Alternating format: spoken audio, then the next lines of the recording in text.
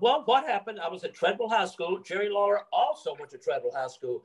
He went into wrestling. I went into music. This is a story we can talk about later. But what happened is we had a band together called the Gentrys. And we got out of last period. We put the band together so we could get out of study hall to go practice every week, right? Because we entered a show, a talent contest that was a local thing that was in Memphis every year at the fairgrounds.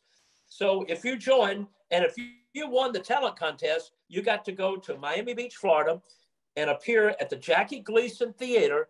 And the winner of that would be on a show called Ted Mack's Original and Amateur Hour, which was really like American Idol now. So lucky us, we win the first show there, we win the second show, we win the third contest. So we won. So they sent us down to Miami Beach, Florida to appear at the Jackie Gleason Theater. We filmed a nationwide show called Ted Mack's Original and Amateur Hour. So we won. It took 3 weeks to find the winners out. We won the first one. We went, oh my God. Came back to Memphis. Man, we were local heroes. Everywhere we went, set out little crowds in the YMCAs and all the goldsmiths and all the clothing stores. We play all those shows like that.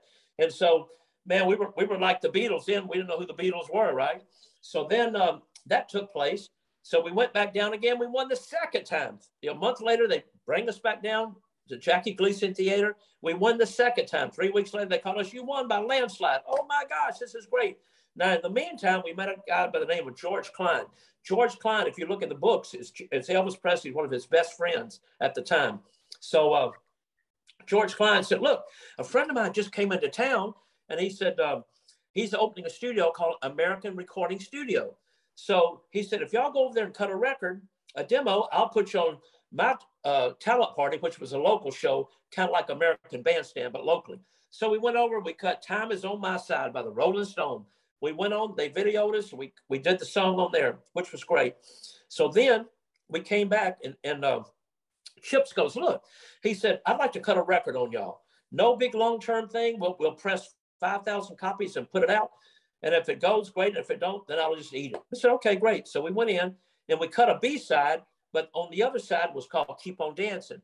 So I'll cut to the chase on this. So locally, the stations every morning would play 10 of the local hits live on the radio, right? And the kids from the high schools would call in. So all of a sudden, Keep On Dancing was getting 4,000 or 5,000 phone calls every week on them playing the record. So he got a hold of MGM Records out of New York. They flew in, they met with us and then heard the song. They said, well, look, this might be a fluke because y'all are from Memphis. He said, what we'll do, we're going to release this record in Nashville, Tennessee, see if it sells, and we'll release it in Knoxville, Tennessee. I said, okay. So they released it both places. All of a sudden, it was going crazy, 5,000 or 6,000 copies in every city. So they signed a record deal for us, and they put it out nationwide. So then one of our first gigs was touring with Dick Clark. So Dick Clark got a hold of us, and we were on there with the Young Rascals, the Shangri-Las, Joe Tex, Mitch Ryder, the Detroit Wheels, and that was our tour that traveled around for like a month, doing all these Dick Clark tours on buses, promoting their records, our records, and do good crowds too. So that's how it all got started with Dick Clark. And then, we had 4 different albums out. We had a lot of different singles, but that was our biggest one. It didn't sell 1 million right off the bat. It got up to number 4, but then over the years to come, it wound up selling over 1 million because of, being on the charts for like 52 weeks. How old were you then, Jimmy? Oh my God. Well, we just got out of high school. I think I was like 18 or 19. But you toured some while you were still in high school, right? Oh God, yeah. While we were in high school, we did a lot of the hops, without having a hit record. We went to Jacksonville, Florida, and Daytona Beach, and Missouri towns, Mississippi, wherever the record's being played, we went there.